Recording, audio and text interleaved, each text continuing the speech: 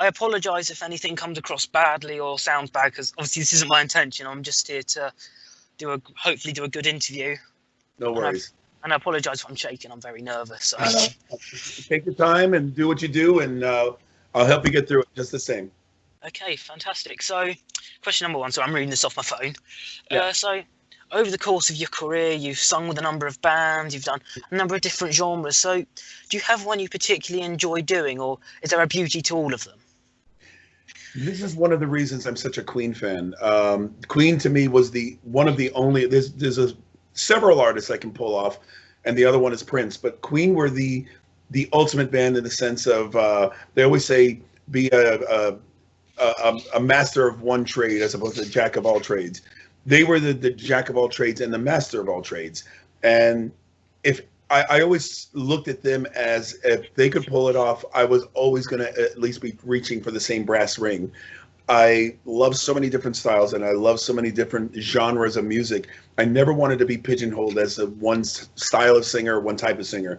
I started my career professionally as a metal singer, as a metal screamer, so to speak. And I got pigeonholed of exactly that. I knew if I didn't do it early on, I was going to be stuck in a bit of a stereotype of just being a metal singer. I didn't grow up with metal. I didn't grow up with rock and roll. I grew up with R&B, soul music, Motown, a lot of black music. I listened to a lot of pop music growing up. I could not stand rock and roll until much later when bands like Journey or Toto or Foreigner, who had singers who were influenced by a lot of black music, were kind of infusing the white soul into rock and roll. That's when it didn't sound like noise to me anymore. When you heard somebody like Steve Perry, who was very influenced by Sam Cooke, putting his style into a rock and roll setting. From there, I realized rock wasn't so bad after all. And then I started really progressing into the Iron Maidens and the Judas Priests and the Van Halens of the world. But before that, I could not stand it. So from that, I knew early on I had that natural influence of the soul side. And I even heard recently Mike Portnoy from my current band Sons of Apollo was talking about one of the things that differs me from other prog singers is that I have so much soul, so much swag. And I never thought about it. I never thought that I'd put that side of my voice even into a band like Sons of Apollo. But the fact that he notices it, that he's even willing to talk about it without being asked what the difference is between me and other prog singers, that to me says a lot. That to me says that I was able to harness all those influences and all those inspirations into what I'm doing in everything, whether it be metal, hard rock, pop, funk, all of the above. And I'm sorry for the long-winded answer, but it basically, it's yes to all of the above. I love everything, so I don't want to be pigeonholed and to be stereotyped into one genre. I want to be able to do them all, but also sell it well, that I'm not just doing it because I'm trying something new. I want to show people that this is all part of my DNA. I have to say, please don't worry about the long answers. I absolutely love them. It's I tend to babble on. That's good. I'm the same. I mean, I've done interviews where I've looked up to the people and they've been friendly enough and that, but they just haven't given long answers. They've been very sort of short.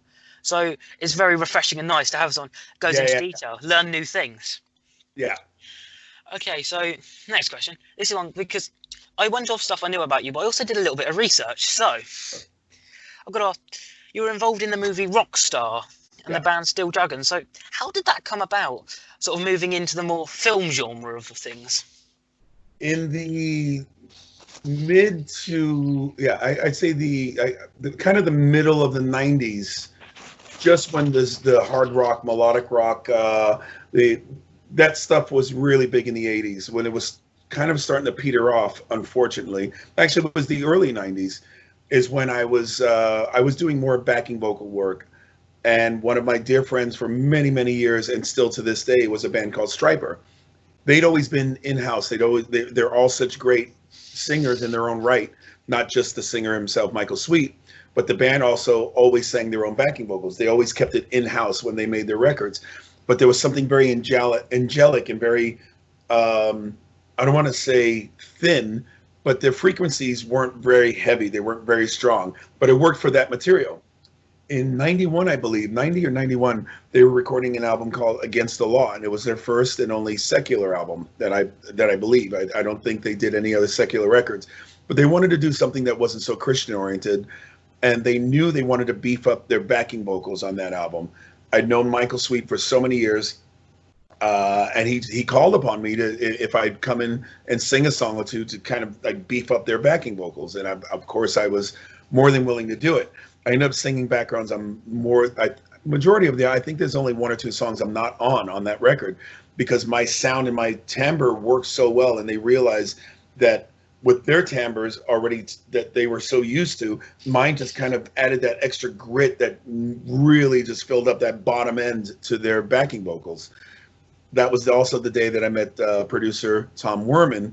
Now, when we finish with this, I want you to Wikipedia Tom Werman, because this guy is a legend in the industry. He's a legend. He's worked with 70s bands from Mother's Finest to Cheap Trick to Ted Nugent, and then into the 80s with Poison and Motley Crue and Stryper. And this was an album that he was producing. By meeting him, he thought he had a kind of a laundry list of people he worked with backing vocals, but he loved how quickly I worked, how singing backups is my forte. I love creating harmonies. It was something I learned early on as a kid, and that was one of my favorite processes of recording albums and recording songs, was doing the backing vocals. So I was very well steeped into that area, and he loved how quickly I worked, and my range was just endless back in the day. I could sing the highest of the highs and the lowest of the lows. So he knew he could use me for a lot more than just one. I need him just for a high vocal. He knew he could use me for a bunch of things. That started a relationship with Mr. Werman, that I was singing background on every album that he produced until he went into retirement. Now, I think he was in retirement for about 4 years. I think the last thing I did with him was like 95 or 96. I'm not too sure about that. So now we fast forward to the year 2000. They pulled him out of retirement because they wanted an ace 80s producer for the Rockstar soundtrack. I was already friends with Jason Bonham and Zach Wilde and Jeff Pilson, the guys that were in the fiction, the fictionist band. But I'd known these guys from different walks of life, and when my name came up as somebody as a lead singer for one of the tracks or for one of the parts in the movie, they all vouched for me. And Werman said, I worked with Jeff a bunch of times as a backing vocalist. I'd love to work with them as a lead vocalist. They pulled me into that, and that's basically how I got that. I still had to audition.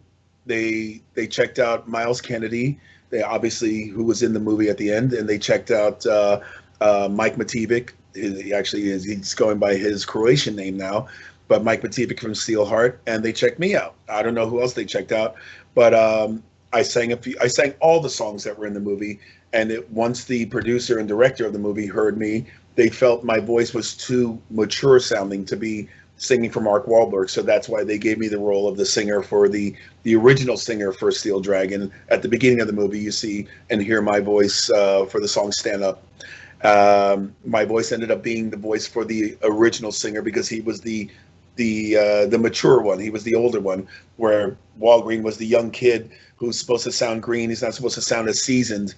I sounded too seasoned for them to be the voice of a kid in the audience. So that's basically how it came together. And I guess I consider myself pretty lucky, because when you think of how many singers that could have gone to, they weren't necessarily looking for the best singer in the world. They're looking for the right singer for that part. And I just got lucky that I was that singer. Oh, brilliant. So, third question. We touched upon it off camera, but on camera, you're a Queen fan. You're a well-known Queen fan, as are most people. And you have performed with Queen and the SAS band. You've had a long association. So, yeah. As a fan, how does it feel to be able to carry on the legacy of someone like Freddie Mercury, who I'm sure, like many other people, you grew up watching and just in awe of? This falls under the same category as everybody in my line of work. Everybody that, if you go to the oldest rock stars out there right now, if you go to Rob Halford or Ozzy Osbourne, who are still active, and I consider them the veterans of the industry, they will always be fans of what got them there. Ozzy will go to his grave talking about how important the Beatles were to him and how they were such a stepping stone for him as a singer, as a performer, as wanting to do what he ended up doing. For me, Queen means the same thing to me. To be friends with Roger and Brian is already enough. It's already, I'm already over the moon there. But for them to praise me as a vocalist, to validate me as a singer, that is another level of holy shit. And then again, to be on friendly terms where I don't have to be a fanboy in front of them. I can just be me. I can just be Jeff, and he's just Brian. It truly is a testament to the work that I put into everything that I've gotten to do thus far. Again, I still will forever be that fanboy. I'll still look at them as the stepping stone, as the catalyst that got me where I was. Freddie Mercury was the greatest performer of all time, as far as I'm concerned. I stole and I borrowed so much from Freddie as an entertainer. And a lot of people, I've actually gotten complaints through the years like, oh, he's too animated, he's too this, he's too that. Well, you know what? You have to blame Freddie for that, because I got all that animation and all that wanting to please the person in the farthest seat in the nosebleed sections of an arena to the same person in the front row of a club. I have that same energy that I want to make sure that they are as entertained in the back as they are in the front. And that all comes from my love for Freddie Mercury and Queen. I was lucky enough to be at the front for the Psychotic Symphony tour, so I got that full on. Okay. I loved it. So question 4. So again, I apologise if any details were a little bit off here, but so while you were with Soto, I think was it PSMS, I think they were called, that you were supporting, where you first encountered Mike Portnoy? Oh, it was Winery Dogs. Winery Dogs, sorry. Oh, no worries. I was consulting my dad on that one, so thank you, Dad. Yeah, so it was the Winery Dogs. So obviously that's where you sort of showed them your incredible vocal range. So I guess the question is, who made the first move afterwards? Was it sort of Mike that came to you and said, your voice is incredible, we need to work with you? Well, I've known Mike. I mean, everybody knows everybody in this industry for the most part. And Mike was actually at the first tour I did with Yngwie Malmsteen back in 1985. Mike was in the audience as a fan watching me singing with Yngwie. And I was all of 19 years old myself. And Mike is younger than me, so he would have been 17 or 18 himself. I think he was 17. So Mike has known about me through the years. We've kind of run into each other through different circles, whether it be festivals or gigs, etc. We never really knew each other. We were never really friends. We were more acquaintances. And he's known about me since the early days, because he was there at the very beginning of my career. And of course, I've known of him through the whole Dream Theater stages of his life. It was when Soto was opening for Winery Dogs in South America. Mike was also very good friends with my departed bass player. It was David Z, who was my bass player in the band Soto. They were very good friends for many years. So it was kind of an in, and I'd known Billy Sheehan, I'd known Richie Cotton. We all know each other, but we never toured together. And I toured with Billy on the first Yngwie Malmsteen tour. So Mike was in the audience watching Billy Sheehan playing with his band Talus, opening up for Yngwie, watching me singing for Yngwie. So that association started, when you think about it, way back then, 35 years ago. Mike, it wasn't necessarily that, hey, Jeff, I think you're a great singer. He already knew of my talents and what I'd done through the years.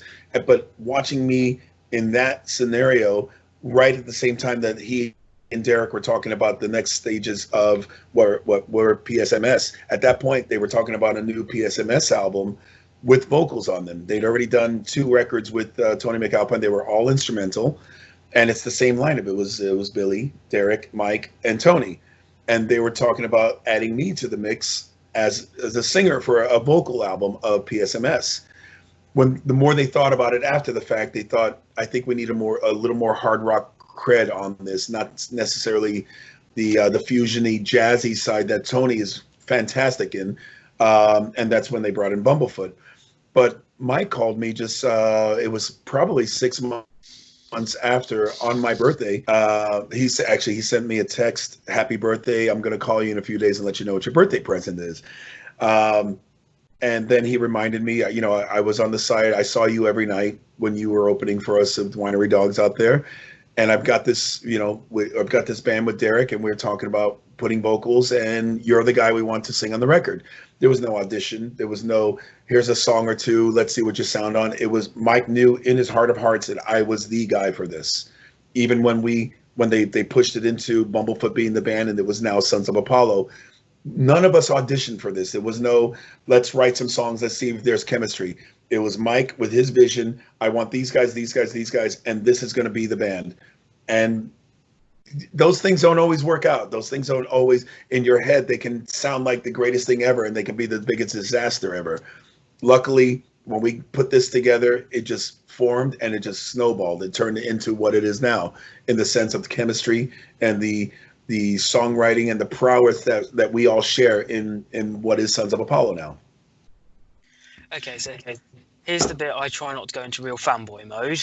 So, I mean, you can't see it because of the angle, but I spent all day making sure I had my Psychotic Symphony shirt. I thought I saw that. I didn't want to say, I didn't want to be too bold in the saying, are you wearing a Sons of Apollo shirt? Because I remember those collared ones. I never got a copy of those before we actually sold out of them. So I'm jealous of you. You got one and I don't. If you ever come to England, I'll happily send it to you. No, we're good. And I've also got this, of course, from the night Mike's drumstick. And there you go. Awesome. I look back on that night with a lot of fondness and say, Sons of Apollo, this isn't me just sucking up, but they are currently my favourite band. And cheers, man. I saw them on Psychotic Symphony tour, as said off camera at the Horn. Although the entire set was incredible, it was perfect to be so close. What stands out to me from that night was your rendition of the Prophet song in Save Me. I was listening to the version from Plovdiv, and it still chills my spine to this day. Cheers, man. And I know, obviously, from what I've read, that Save Me especially has quite a meaning to you personally. So I guess having those songs, having the personal meaning, knowing that they were sung by one of the greatest of all time, Freddie Mercury, does it change the way you approach music when you have a personal feeling towards it? The only thing that I think about when I'm doing something like that is how important it is I do it right. If my voice isn't up to snuff and I know it's going to be a horrible rendition, I'd rather not do it. You have to have the confidence that even if because when you're touring, you never know what your voice is going to be that day. You never know what it's going to be the next week, the next month. It truly, you rely on your rationing of your voice. You rely on the rest. You rely on all your knowledge on how to make your voice perform daily. But when you're doing something like that, where you're basically naked on your own with just an echo behind you, with one small wrong note or pitch or whatever, that's going to be following. You're going to hit it, and it's not just going to go away after you hit it. It's going to follow you 2 times over. So there is a nerve factor behind it until you get a comfort level behind it. And I did find a comfort spot in being able to pull that off. When we're doing the live DVD, of course, that nerve level kicked in because I know it's being filmed. I know it's being recorded. There's no turning back. You do that piece live, there's no going to the studio and overdubbing it. Otherwise, it'll look crap and it won't match up and it'll just be awful. So you have to do it properly from the get. And as well, because again, going back to my association with Queen, I want to be able to share this with Brian and Roger and get their praises instead of them going, oh, that was crap. Why did he do that?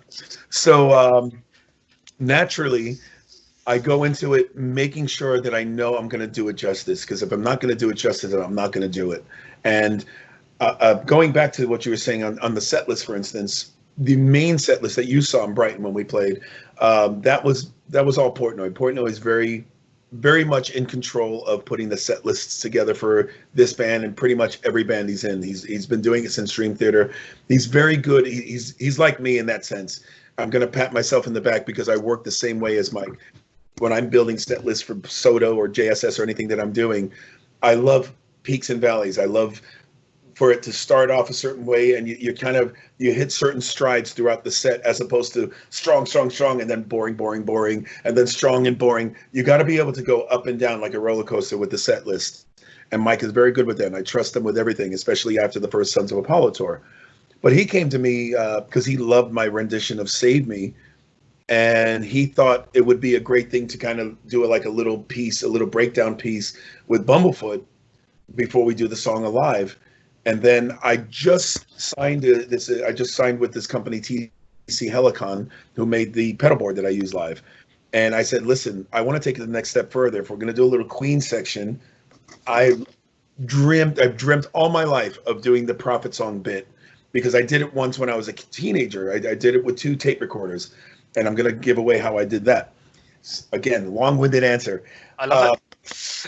Back in the day, we had these little rectangular cassette recorders that a lot of journalists used back in the day for interviews and such. My mom had 2 of them. They were just a little. It had a built-in speaker, a little mono speaker. And when I heard the Prophet Song, I realized exactly how Freddie was doing it. You sing one part, and then you let the other 2 follow in a delay, and they cascade. I didn't have a studio. I didn't have a microphone. I didn't have any way of doing it. So I did the old-fashioned way. I sang Freddie's lead part, the main part. I learned it from soup to nuts. I sang it once on 1 tape recorder. And then I realized it's, I don't know if you ever sung the song Row, Row, Row Your Boat, where somebody starts it and then the second part starts right on at the second verse, and it turns into a cascade of harmonies back and forth. It's the same exact idea with this song. So after I recorded the main vocal, I play it back and I put the other tape recorder into record mode. So while that's recording what's already playing back on this one, I did the second voice following it like a second part without stumbling across it. Once I mastered that, I would rewind it and play that one back and put this one back and record again and did the third part. So literally since I was a teenager, I've been dying to do this piece live with a proper Echoplex. That's what they used in the studio with the old echo chamber things or whatever, the delay things. It was all tape delays. This thing was digital, and I was able to pull it off. And I told the guys I'd love to do this. And Mike's like, okay, interesting. I don't know if you'll be able to do that, but when we get to rehearsal, let's hear it. I did it rehearsal, and they were like, holy fuck, we're definitely adding that to the set. The way it segued into Save Me and then segued into Alive worked so seamlessly. It was almost like those 3 pieces were written for each other. And it's just one of those things. I kind of added my input to what Mike had already given us as far as the set list was concerned. And it was a magical moment for me. Because that show in particular, I'm going to digress a little bit before I go on to the next question. No worries. That show in particular for me has incredible memories because it was my first proper rock show. Oh, right. I mean, I've seen a few, before that it was basically a few Queen tributes. Right. This is my first show, and the Prophet song is actually my favourite Queen song. Oh, okay. Wow. And so it's especially because a few weeks prior to coming to see you, I was sitting in the living room and Dad played a clip of you singing that for one of the previous shows that someone had got. I remember sitting there thinking, if that's half as good as it is live, I'm going to say that it was just the experience. Because it's very blurry, but on my phone I have a photo of you because this was my first concert. I didn't know how to really do it. I was at the front, I had my phone out. I remember you looked at me, you were like, oh. I was like, oh God, what's he going to do? And you just posed peace sign. I was just like, it's a very blurry photo, but I still hold it so close. It's like, I read stories of, I don't hold Rob Halford in any lower regard for doing this, but he kicked a fan out of a phone's hand.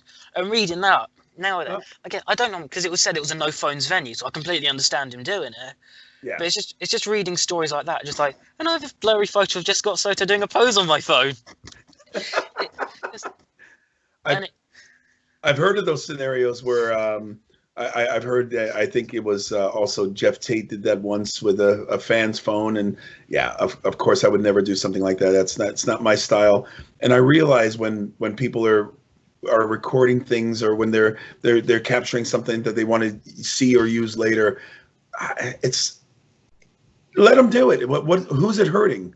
It's not hurting anybody. So, of course, I let them do it. It's not a big deal. The only footage I actually have video-wise was Billy's bass solo because I was just too involved in it. And the thing is, I feel sorry for because since I've seen, teams like Flying Colours, I've seen Queensryche, and I've always felt sorry for them because my first taste of a proper rock concert was you guys. I mean, it was just.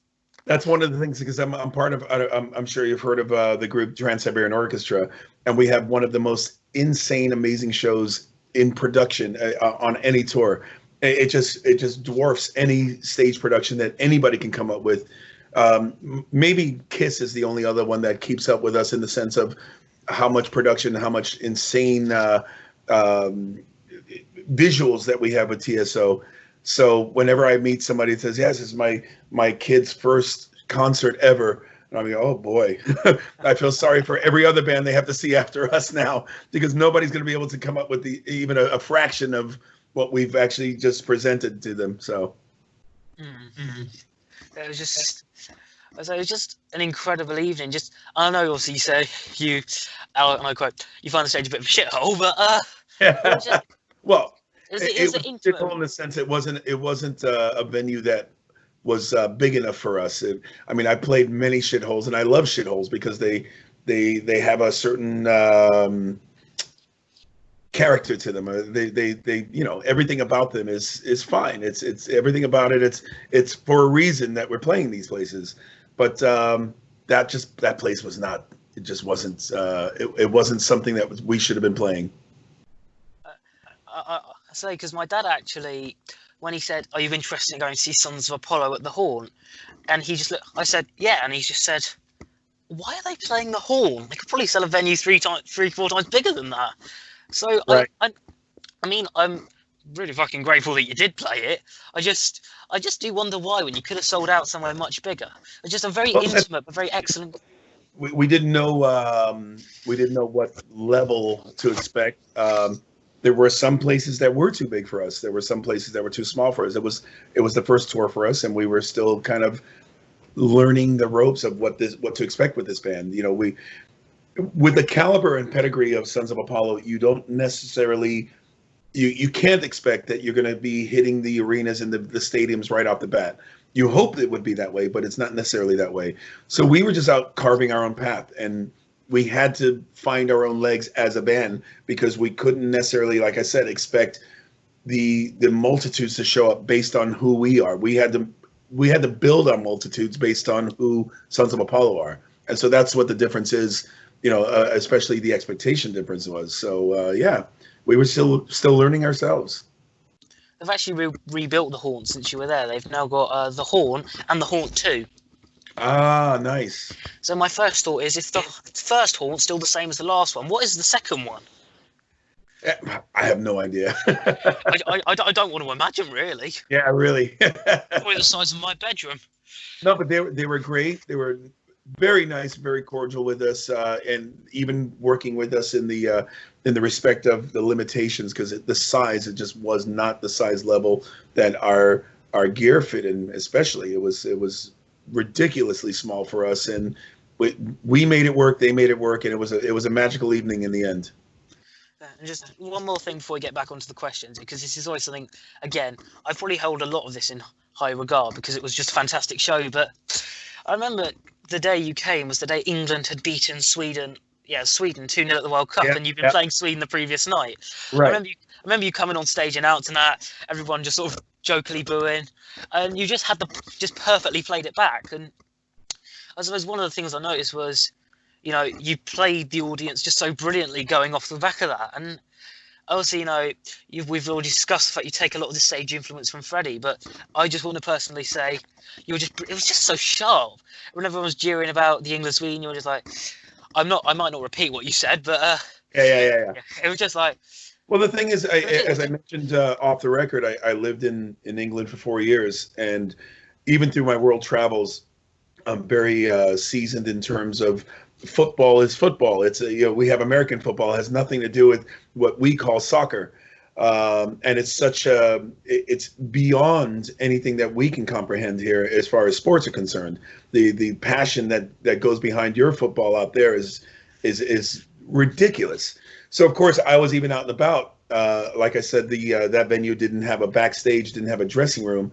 All we had was a tiny little quarters backstage. It was really warm, so I spent most of the day just out having lunch and just sitting in a local cafe and watching everybody watching the game and absorbing the energy that was happening. So I wanted to make sure that I captured everything that I saw of what everybody else was watching, and put that onto the show, because I wanted also to show that I'm not just, I didn't go on stage and call it soccer. You know, I realized that I don't want to look like a complete yank, a yank or a wank in the sense of not knowing, you know, the proper terminology behind football and how important it is. So yeah, of course I had to add that into the set, and it was a great victory. I'm glad they won, because I could actually say something about it as opposed to seeing the glum faces in the audience that they'd lost. I mean, having walked to our accommodation through Brighton, it would have been hell if we'd lost. But yeah, Yeah. coming from someone who because I'll put it in your terms. I work for a soccer team, and I'm a huge soccer fan. So yeah, I know exactly the pain. Yeah, absolutely. And living in England, and even having a Bulgarian wife, and having a Brazilian band in the band Soto. Most of the guys in my band are from Brazil. Again, I know the importance of football and what it means to everybody locally in their own homes, in their own territories. And so I've learned the importance of how much that really affects lives. And you know, if you stuff that up, you look like a complete wank, as I said earlier. My favourite sport is rugby league, which once you meet the fans from that, you can never go to another sport. Yeah. They're just they're a whole different calibre of weird. That's one of the things I love about it. That's great. So, anyway, let's get back onto the questions, because otherwise I'm going to keep gabbing off all night, because... No worries. I say, for me it's all night, for you it's just daytime. Exactly. Is it getting dark yet? Yeah. Yeah. I'm not going to go over and over my curtains. It was daylight when we started this, so there you go. It's a weird thing. It does happen quite quickly. It kind of just, when you're not looking at it, it just goes... Yeah. I remember. Only problem is... I remember doing a gig in Sweden in the summertime back in 1990. We were as far north Sweden as I've ever been in my life. It was, I think the town was called Umeå or Luleå, something like that. But it literally is right below the North Pole. It was way the hell up there. And I remember we weren't headlining the festival, but we were going on last. And our set started at 11:30 at night outdoors. And it was just basically what it looks like outside now. It looked like it was just about dusk. And by midnight, it was full-blown sunshine. It didn't even get dark. It got as dark as dusk, and then by midnight into the rest of the night, I remember going to bed at 2 o'clock in the morning. It looked like it was 2 o'clock in the afternoon. It was crazy. I know that feeling. I mean, it's not exactly the same, obviously, but yeah. I used to play a lot of soccer before I got injuries, and I once played a game on one of our neighbouring towns called Hastings. I work for their football club, and right at the top, there's a team called Tackaway, and we had an away day. And so I was the goalie. And I didn't touch the ball once. I was actually doing star jumps to preserve myself, otherwise I would have got pnumonia. Horrible. Yeah. Only problem is the dark means the foxes will start banging on my car, so... I remember the damn foxes. Oh yeah, they don't. Or they fight the badgers. It's crazy, and they're so used to people now. They're not even afraid of you when you try to shoo them away. I just walk home. I just casually see a fox. It just looks at me like, "Yeah, you're right." Hey, how are you? Just go on your way. Yeah, it's the badgers you need to be wary of. I came home one night because I'd been out with Hastings, and I came home, and it had been raining. Because we live up some stairs and a ramp, the badgers were literally sliding down this ramp, going down the stairs, going back up and sliding down again. They were literally using our property as a water park. And I'm not even making this up. It was... Oh, my God. That's taking the piss, huh? I know, literally. I got out of the car. My dad was just like parking, going, "Ryan, what are you looking at?" Just like, I wish I knew. Great. Anyways, before we get further into badgers, question 6. So, you speak about, so you did, sorry, I'm getting my words muddled up. Oh, no worries. Take your time. So you did the show with the full orchestra. Yeah. The Plovdiv Psychotic Symphony it was that night. As I obviously mentioned in the interview, and I was listening to the album today, your wife from Bulgaria, and you even said on the album it's like going back to your second home. So I guess it's almost a two-parter. Sort of, how did you feel playing in Bulgaria, and how did it feel having the tracks which you've put vocals on sort of backed up by a full orchestra? Well, I've done many a show in Bulgaria before that one, just none in that particular setting. That was another time. I don't get nervous in my career anymore. I even early on, even the early days with Ingvar, I never really got nervous. There are only certain settings that make me go, "Holy shit, I can't believe I'm here," and that was one of them. The only other one that made me feel that way was when I sang at the Hollywood Bowl with Journey. I'd at that point done many a Journey show, many arenas, sold out, etc.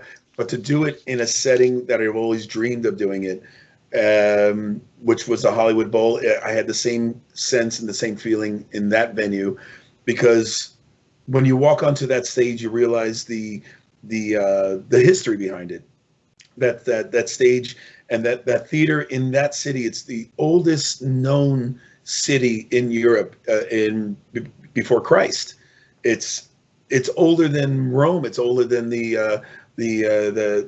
all the biblical things that we know about. So that particular theater was actually built even then before Christ.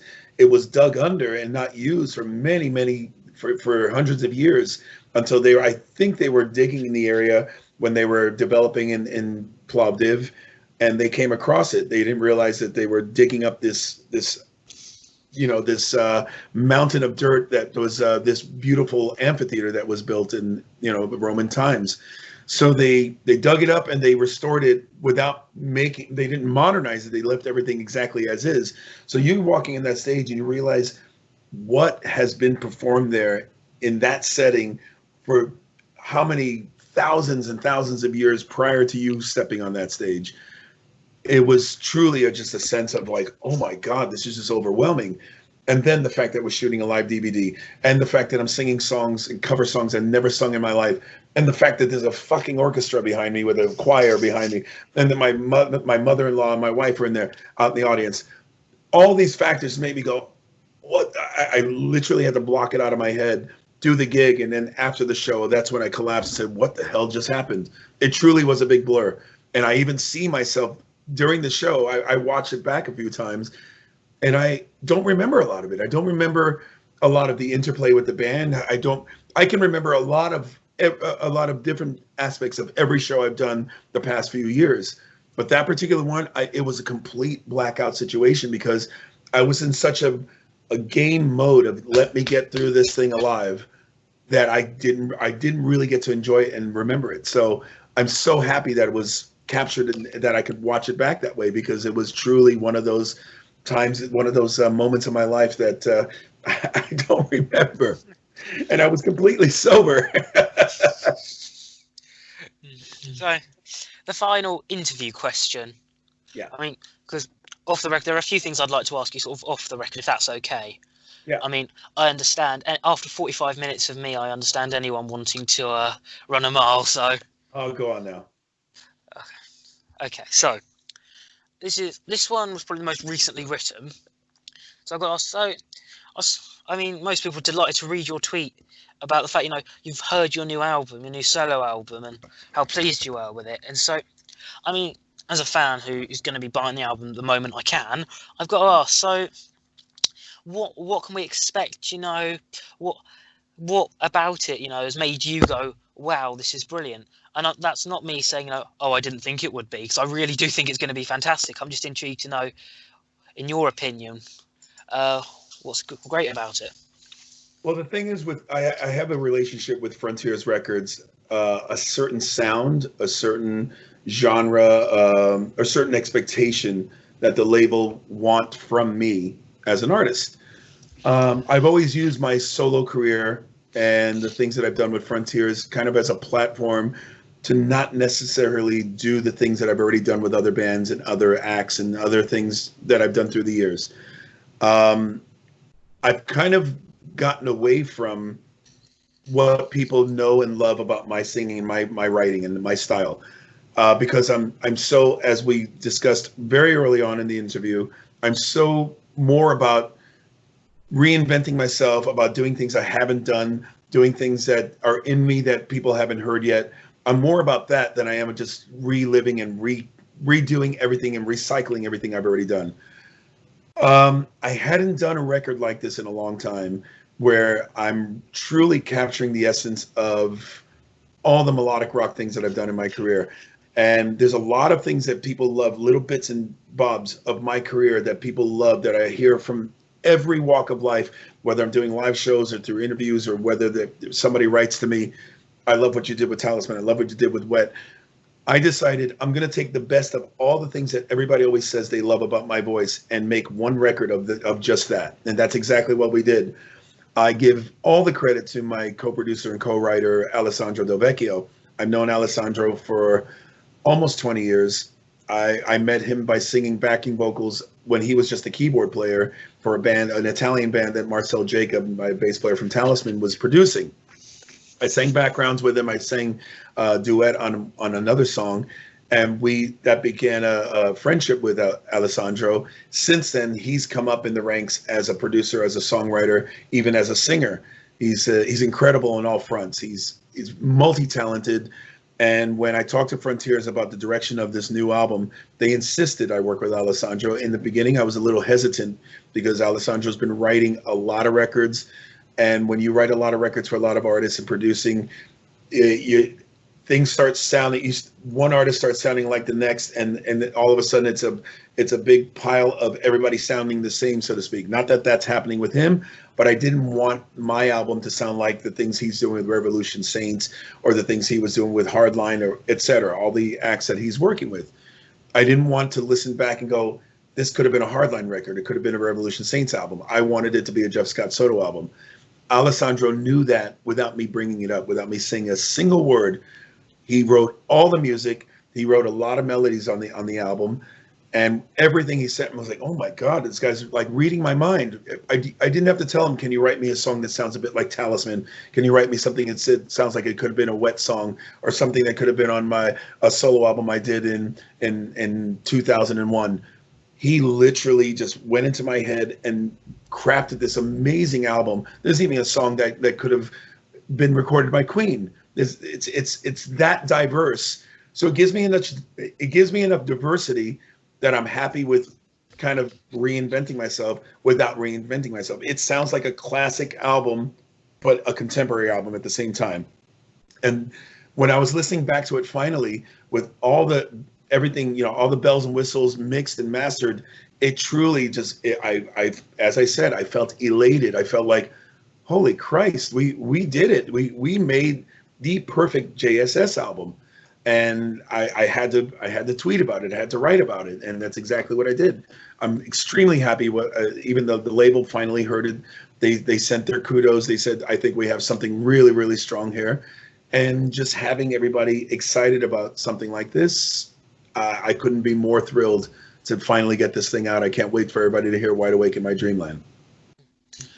I mean, for me personally, I hear you talk about, you didn't want to sound like anyone else. It's a very interesting thing, because back, I think it was late 80s, early 90s, I know certainly in the pop kind of era, I think it was a group called Stockman Borsley, I don't know. There was a bunch of blokes who basically, they'd write a song, they'd write a generic pop song, they'd offer it to someone. If they declined, they'd offer it to someone else. If they declined it, and this song it wouldn't be written for anyone. It would just be passed along until someone took it. So, I mean, personally, I can't wait to hear it. But yeah, especially it's the fact, it's unique to you. It's not like it's meant for anyone else. These songs are yours, written for you, sung by you.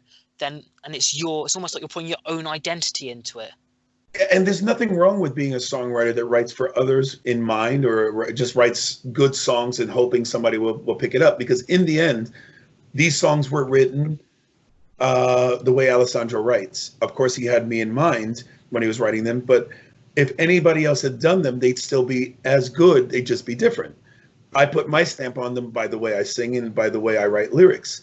If he's giving me a song where he's giving me the full melody idea, that's all him. That's not necessarily me. What's me is the way I interpret what he actually wrote. And it goes the same way as the way I interpret a Queen song or interpret anything else that maybe somebody's never heard. I write songs all the time.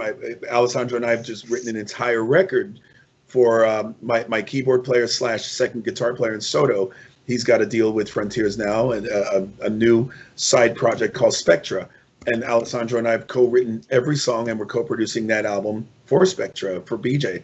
And again, those songs were written for him to sing, but when I get them, I write them the way I write. But when BJ sings them, it's going to sound like something he would have written, not necessarily what and I didn't want to give too much personality of me in there and that he's just copying everything that I'm doing, because then it just sounds like he's just doing a tribute to Jeff Scott Soto. So I do as general an idea as a map of the song itself and craft it out so he can learn it and then put his own stamp on it. And so there's nothing wrong with it, with that world of songwriting for hoping that somebody can pick it up, because generally you're writing in genres anyways. And when you write a song that Ed Sheeran or somebody else could actually perform in their genre, it's meant for that. It's exactly what it's meant for. When Alessandro wrote these songs in a hard rock genre, they weren't meant to be sung in an R&B or a jazz or a country western way. Okay, so that is the interview questions done with. So if you don't mind, I'm just going to do sort of a little outro, because I don't know whether I'm going to put this up yet, because I'm probably going to watch this for the next 6 days in a row. Just go, did I actually do that? Kind of a Plovdiv moment, huh? I go again. At least again with Plovdiv, you have the video evidence. You can look back and go, oh my, because I'll sit back tomorrow, I'll go, I don't remember doing that. Well, if you have good editing skills, you can actually remove yourself from certain scenes and just replace them with images or such. That's always a way to do it. Well, whatever I'm talking about, you can replace it with video footage, or there you go. You overestimate me, great. No, I'm trying to give you tips on how to overachieve. I really appreciate that. So, because it's interesting, because I was doing an interview via FaceTime a little while back, and bloke said to me, once you've sent me the thing, I hope you don't mind if I critique it a little bit. I said, of course, there are some people I don't mind getting advice from. There are people whose opinions I actually respect. Yeah. It's when I get, the other day it was an interview up with a rugby player, and someone left a rather iffy comment. I was like, why should I listen to you when I've got people who are actually mad at telling me I'm doing something right? Sure. And I'm obviously doing something right because of the fact I'm speaking to you now. So, well, let me give you one tip. I think you should take this off recording, for starters. So anything we do off the record, or even just this kind of mumbo jumbo stuff, is not actually added on there. I will do my best, and I'll obviously let you know before any of this goes up, because I want to make this my 10th edition special, because you're my first music guest. And so I will. My dad's the computer one, so I will go through. Okay. I will try and do as many edits as I can, although there is a possibility I may go through and just transcribe everything. Right. So that may happen, that may not, but because I've only just released edition 3, so I've got quite a lot of time to play around with it, and so I'll make sure you're in the loop. But so I'm going to end the recording here. So this is up on platforms. I hope you guys enjoyed. This is Rambling Rye signing out.